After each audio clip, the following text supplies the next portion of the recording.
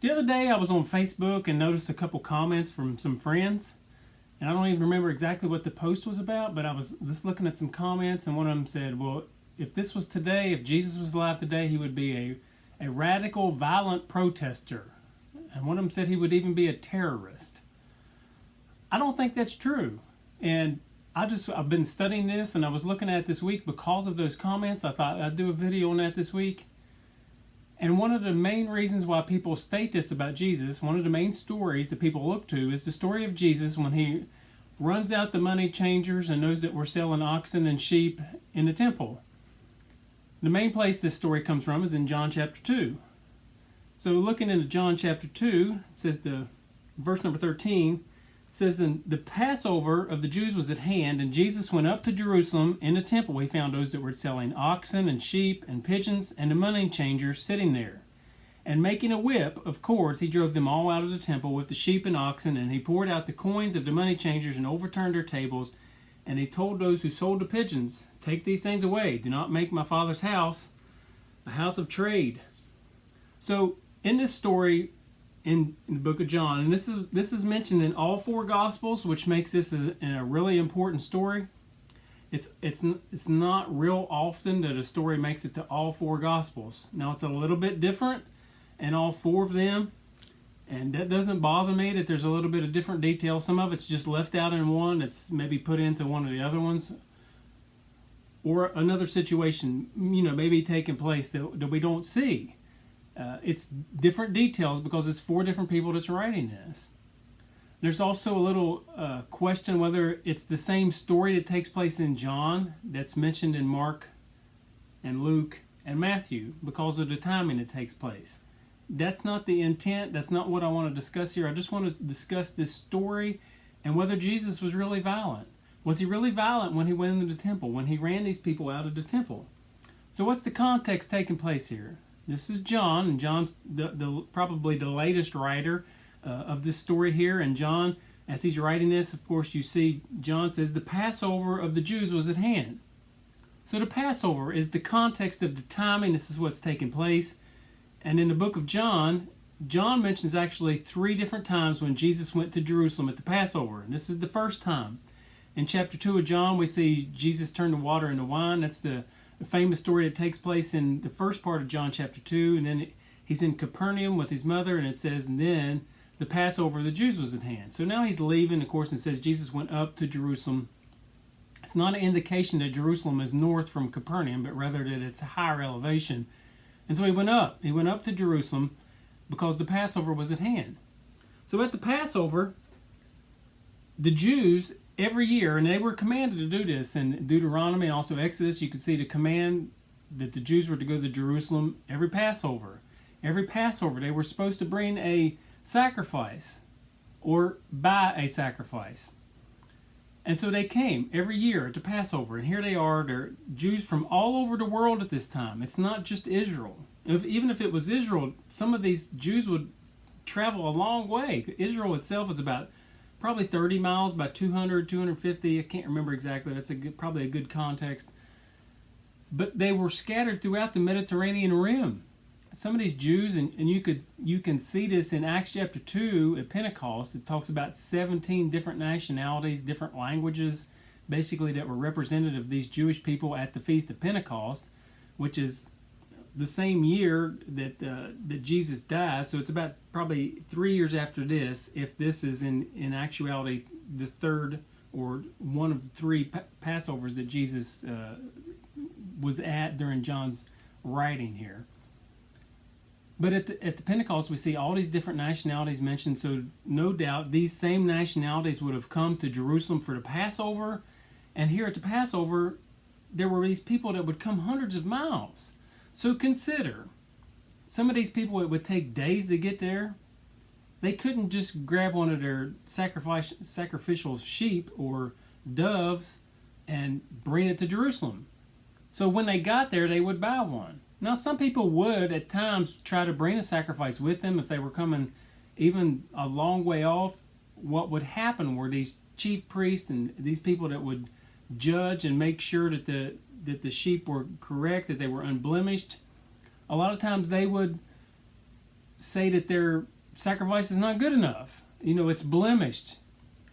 And they would do this in order to make money because they were selling the sheep, and there was a certain amount of this sale that went to the chief priest who was over the temple.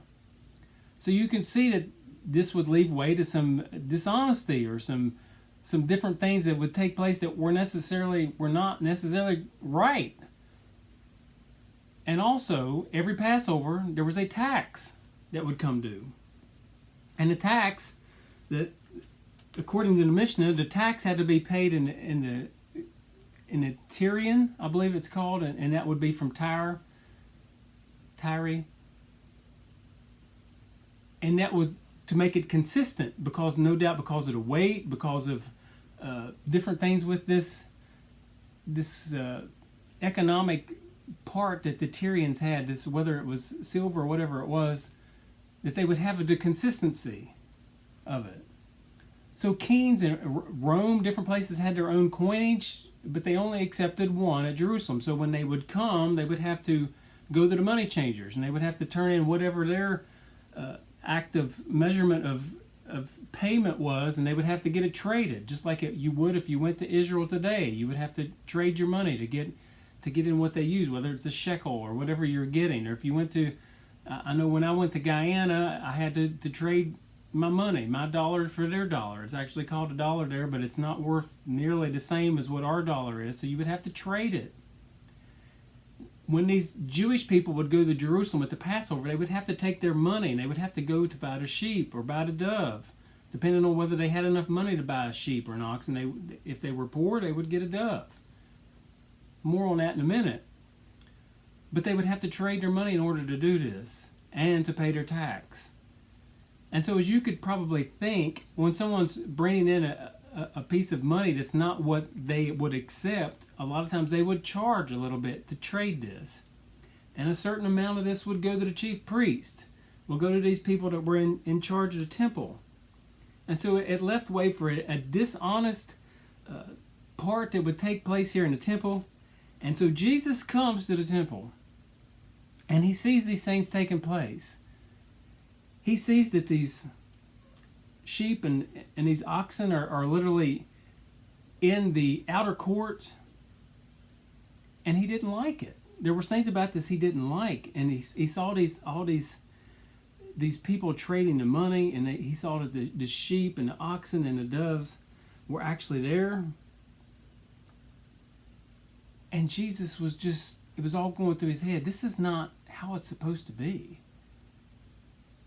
At one point, all the sacrificial lambs and these sort of things were sold over toward the Mount of Olives, in that direction, from what I understand. Some of the study I've done, that's what it says. And then here in recent years, they've started doing it because it was easy. They started doing it in the outer courts. They started doing it in a different place. Before we go too far with that, let's look at a different aspect of this in Mark chapter 11. Mark chapter 11 here, it starts out in verse 15, says, and they came to Jerusalem. So you see the consistency that they were coming to Jerusalem, and it was at the temple, and you see the money changers, the seats in this text. And then it gets down to verse 17, says, and he teaching them and saying to them, is it not written, my house shall be called a house of prayer for all nations, but you've made it a den of robbers. So Jesus comes to the temple where he's expecting people from all nations to be able to trade, to be able to sell and buy their sheep for their sacrifice. And he quotes here from Isaiah chapter 56. When Jesus gets there, he does not see what he wants to see, what he thinks he should be seeing. Some of this is prophetic. And so Jesus quotes from the prophet Isaiah. The prophet Isaiah was written between 700 and 750 BC, which makes Isaiah an awesome book when you see all the prophecy that's told in the book of Isaiah, especially with chapter 53, speaking of Jesus himself becoming a sacrifice. Some people even say that Isaiah is like the Old Testament gospel because of all the things it talks about the Messiah coming in, and because of all the things it talks about and the prophecy that becomes true. And in chapter 55, we see it says, everyone who thirsts, come to water. So by chapter 55, it's talking about how Gentiles can come to Jesus, how they can be saved through these temple things, that everyone would be accepted. And when you get to chapter 56, looking at verse number 53, says, "Let not the foreigner who has joined himself to the Lord say, the Lord will surely separate me from his peoples. Let not the eunuch say," and I'm going to just paraphrase some of this. It says, the eunuchs, even the eunuchs were allowed in. Now, if you go back to Old Testament times, the eunuchs were not allowed in the temple. This was because of blemish. It was considered blemishes, so they were not allowed in. So things that are changing now in the new covenant. And Jesus is quoting from Isaiah, who's written several hundred years before, but he says, now this is coming to pass. I'm here. And Jesus is going to change everything.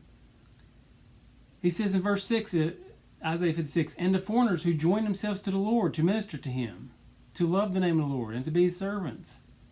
It says the foreigners. These are Gentiles. These are people who are not Jewish. It says in verse 7, "These I will bring to my holy mountain and make them joyful in my house of prayer. Their burnt offerings, their sacrifices will be accepted on my altar. For my house shall be called a house of prayer for all peoples." He said, listen, Jesus speaking here, he said, this is to be a house of prayer for all peoples. Now, John doesn't say to all people, or the all peoples part of it. He kind of leaves that out. But in Mark, you actually see that taking place when he says, "Is it not written, my house should be called a house of prayer for all the nations?" Mark includes this part in here. And when Jesus gets there, he says, listen, this is not how this is happening. I don't see the sacrifice equivalent for all people being able to be made here at the temple. And so Jesus is a little bit upset about that. He sees this. He walks into the outer court. Now, when you can see a picture of the temple, of course, now the tabernacle was during Moses' time, and then that's about 1,500 years roughly before Jesus, and then by about 1,000 years before Jesus, Solomon builds the first temple, and that was destroyed by the Babylonians, and then they rebuilt another one under Nebuchadnezzar and Zerubbabel and Ezra and different people that were involved in that around, between 500 and 400 years before Christ. And then Herod adds to that, or he kind of builds his own, and that's the one you see here, basically the second. Some people would even consider it the third temple, but that's the temple that they're at this time, and it included some of the things that would have been kind of like the tabernacle. There was a holy of holy place where the priests could go in and offer their sacrifices. There was a court for the Israelites inside the temple, the actual part. And then there were these big colonnades or pillars that were built around it. And then this outside court and a wall that went around that. And then that outside court, there were sections where the Gentiles could come. In the outside court, where Gentiles could come, is where they're at right now. This is where they are selling the sheep. They're selling the doves and the oxen. It's an outside part of it.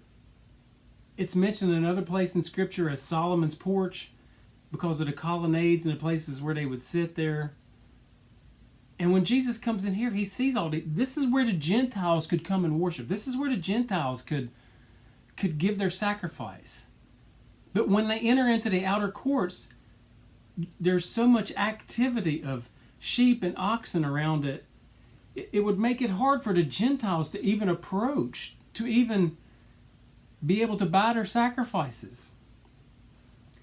And to the Jewish people, a lot of them, especially these chief priests, they didn't necessarily care whether the Gentiles could come in or not. There was a lot of people who were involved with these sales, who were making money off these sales, that they didn't care to the Gentiles whether this was a place for them that was set apart. And so when Jesus comes in, he sees these things and he's like, okay, so this is a big deal.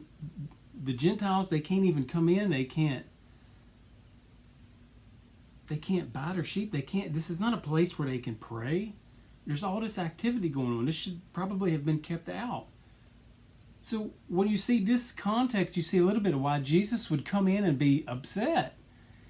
And he would be taken back by all this activity that's going on. And, maybe this activity had been going on the year before. Maybe it hadn't. I don't know exactly. There's there's different takes on what was going on exactly this year. But one thing's for sure, they had slowly started bringing things into this outer court where it was so convenient, and they started to sell them. They started to do it right here where Jesus is at in this outer court, and Jesus is like, man, this is supposed to be a place where Gentiles, where eunuchs, where anybody could come in and where they could pray. But you're just making this place a den of thieves where, you're making money off all this. And the book of John adds this part that's not in Matthew, Mark, or Luke. Jesus makes a whip of cords in verse number 15. It says, and they drove them all out of the temple with the sheep and oxen. Now, a lot of times, if you just look up a picture of this, you'll see a picture of Jesus with a whip, and he's basically going all gangster on these Jewish people that are in the temple, and he's whipping them. I do not believe that's what's going on here. And one reason is because if you look in Matthew and Mark and Luke, there's no mention of this whip when it talks about him casting out or driving out those that were selling the oxen and the sheep. And the reason it's not mentioned is because it doesn't mention throwing out the sheep and the oxen and those others. And here, when we see this, it talks about he drove them all to the temple with the sheep and the oxen. Now the Greek, and I'm not a Greek scholar, but my understanding of the Greek here is it can be one or the other. It's either the sheep and the oxen that he's whipping, or it's the people that he's whipping, because of the how the Greek is written and how it's read. There could only be one or the other. Now, wouldn't it make sense that the one that he's actually using a cord on, a whip of cords, would be the animals? It doesn't take a lot of time on a farm to understand that if you want to get some animals together, if you want to put them in a place, if you want to take them out, a whip would probably do that pretty well. And I believe that's why Jesus made this whip of cords. He wanted to get the animals out of there. He was not being violent with these people. He was not whipping people that were there in the temple. And the reason why I can say that with surety is because Jesus, when you look at him throughout the thing in Matthew chapter 5, where he's given this big long discourse of chapter 5 through chapter 7, when he's all this context, he literally says at one point, he says, if you get down to the altar and you have a problem with your brother and you think about it, you get up, you go back and make it right, and then come back. He says in this part, he says to love your enemies. He says, bless them that curse you. I mean, this is Jesus. Jesus was constantly this peace-loving person. When he's hanging on a cross, he literally says, Father, forgive them, for they know not what they do. Jesus literally would not stand up for himself in a sense. He said he is led as a sheep to the slaughter. He would only answer some questions, but he never said anything violently toward those who were even killing him, who were placing a crown of thorns on his head. This Jesus, this is how we have to look at this context, not the other way around. So when we look at Jesus and how he preached, how he taught, how he lived his life, a life of peace, then we have to understand that this story, he was probably a peaceful person as well. So when we see this whip of cords, no doubt he was using this for the sheep and the oxen, and he did drive out the people. He cast them out. That doesn't mean that he whipped them and, made them bleed to the point where they couldn't even walk. No, Jesus ran them out of the temple. And he did this, maybe he did do this a little bit forcefully, but I do not believe he was violent. Was he angry? Possibly. The Bible says to be angry and sin not. It's possible to be angry. The Bible even says to live at peace with those if it's possible, to be at peace with everybody. It's not always possible. Is it possible to get angry and not sin? Yes. Jesus, no doubt, was angry here at this point, at a little bit of what he saw, but he did not sin. Scripture tells us in other places that he did not sin. So we believe that Jesus could do this and not sin. I believe he could whip the sheep and the oxen and get them out of there and not sin. And not be violent by doing this, because Jesus was a peace-loving, enemy-loving person who said to always love your neighbors, always be ready to forgive.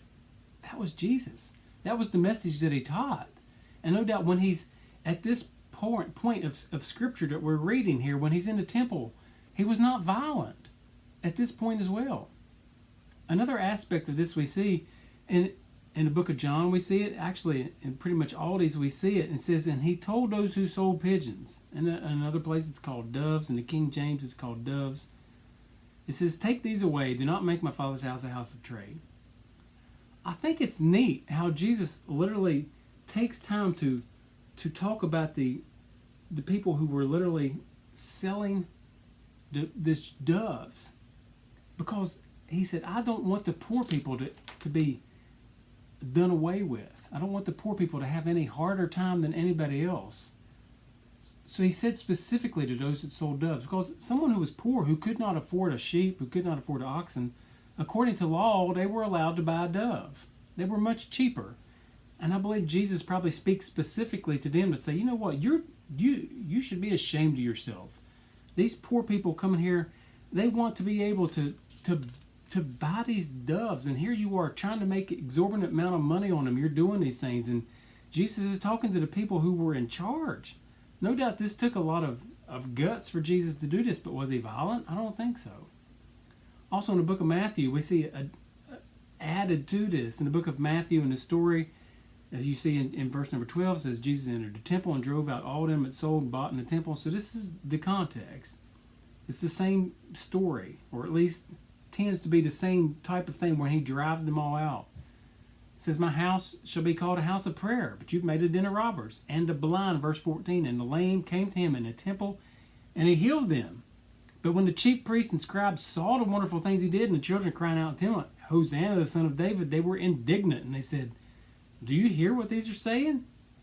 They were upset with him because Jesus was healing the blind and the lame and the crippled. But they came to him when they saw what Jesus did.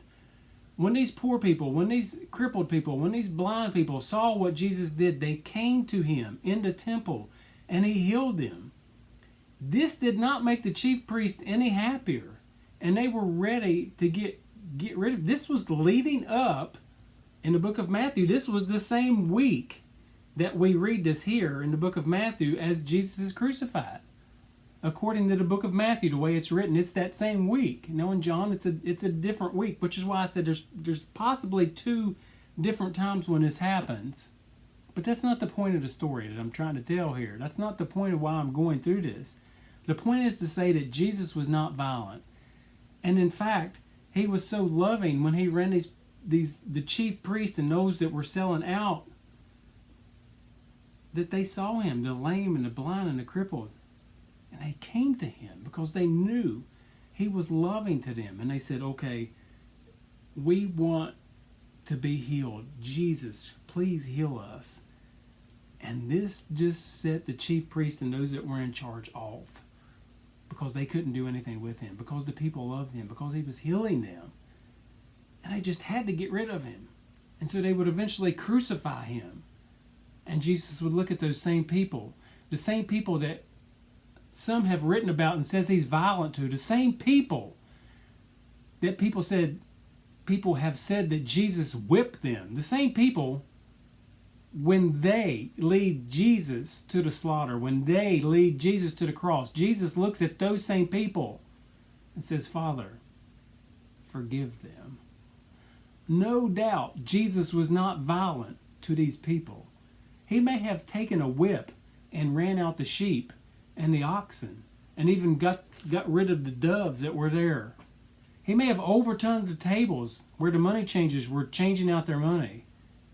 But I do not believe he whipped these same people that he would look at a few days later and say, Father, forgive them. I do not believe he was violent, because taken into context of Jesus' life, of Jesus' other teaching, no doubt Jesus was not a violent person. I want to leave with a quote of John Lewis, who was a civil rights icon. He just died a few weeks ago. One of the last statements that he made, not really one of the last, but within this last few months, with the protests that are going on today, which is applicable to what we're talking about, this is what John Lewis said. Rioting, looting, and burning is not the way. Organize, demonstrate, sit in, stand up, vote, be constructive, not destructive. History has proved time and again that nonviolent, peaceful protest is the way to achieve the justice and equality that we all deserve. I believe John Lewis knew that truth, that it wasn't about violence. Protesters is not about violence. And terrorist that someone compared Jesus to last week on Facebook is completely different aspect. Jesus was not a terrorist. He was not violent. He may have been radical in some ways. Jesus was definitely radical. He came on the scene to change some things. But I do not believe he was violent.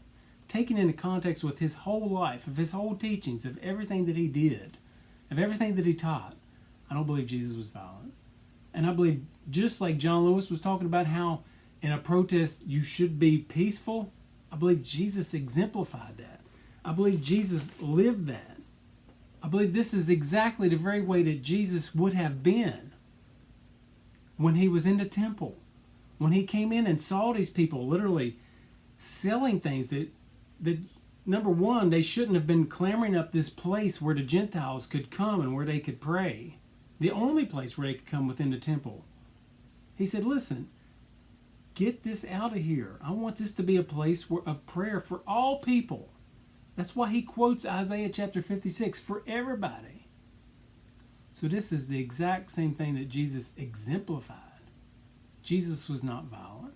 Jesus taught to love your neighbor. Jesus taught to always be ready to forgive. Jesus taught to love your enemies. That was the Jesus that I serve. That was the Jesus that I believe in. If you like this teaching, please subscribe to the channel. Hope to be continuing out and getting out new videos every week.